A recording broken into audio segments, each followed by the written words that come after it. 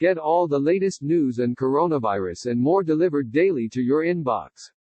Sign up here. Speaking at a contentious White House coronavirus news briefing on Sunday that involved testy standoffs with multiple reporters, President Trump declared that the peak in death rate in the coronavirus pandemic is likely to hit in 2 weeks, and said the federal government will be extending its social distancing guidelines through April 30.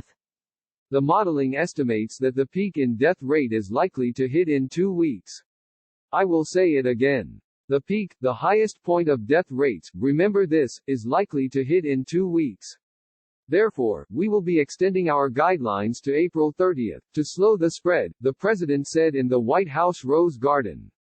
Saying his earlier hope that the country could reopen by Easter was just an aspiration, Trump added, "We can expect that by June 1, we will be well on our way to recovery, and that a lot of great things will be happening." When asked about worst-case scenarios if the country were to remain closed indefinitely, the president responded, "You're gonna have large numbers of suicides, tremendous numbers of suicides. You will see drugs being used like nobody has ever used them before, and people are going to be dying all over the place." On a positive note, Trump went on to note that 2 of the country's largest health insurers, Humana and Cigna, have announced that they will waive copays, coinsurance, and deductibles for coronavirus treatments. In response to a question at the briefing, Dr. Anthony Fauci, the director of the National Institute of Allergy and Infectious Diseases, reiterated his estimate from earlier in the day that it remained possible that 100,000 to 200,000 people could die in the United States. "What we're trying to do is not let that happen," he said, calling the extension of social distancing guidelines a wise and prudent decision. Over 2,300 people with the virus already have died in the U.S. Models are good, but models often generate the kind of anxious question you asked, Fauci said, when a reporter asked how bad the situation could become. A model is as good as the assumptions you put into the model, and very often, many of these assumptions are based on a complexity of issues that aren't necessarily the same, from one country to another. Fauci said the April 30 extension came after he, Dr. Deborah Birx and other members of the task force had made the recommendation.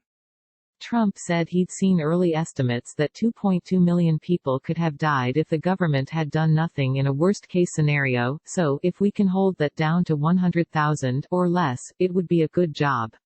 Had the country simply ridden the virus like a cowboy and driven that sucker right through, the president insisted, disaster would have unfolded. Separately, Trump openly questioned why the demand for surgical masks has skyrocketed in New York City and elsewhere, urging assembled reporters that they ought to look into it, because something's going on.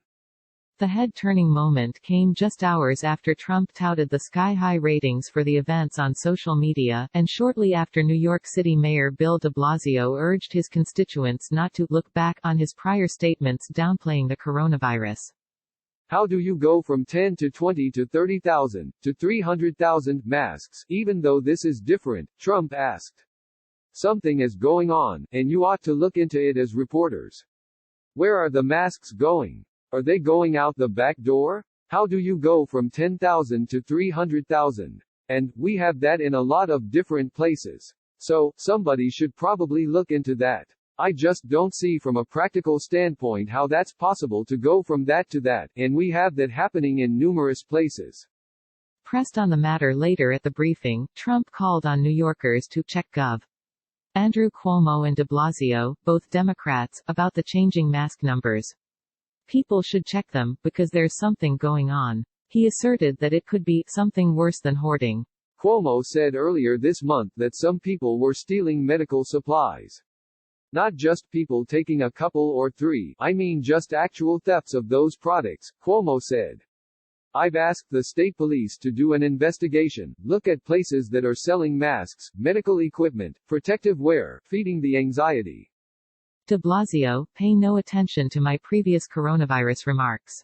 Furious nurses staged protests outside of Jacobi Hospital's emergency room in the Bronx over the weekend, claiming there was a dangerous shortage of masks and gloves there.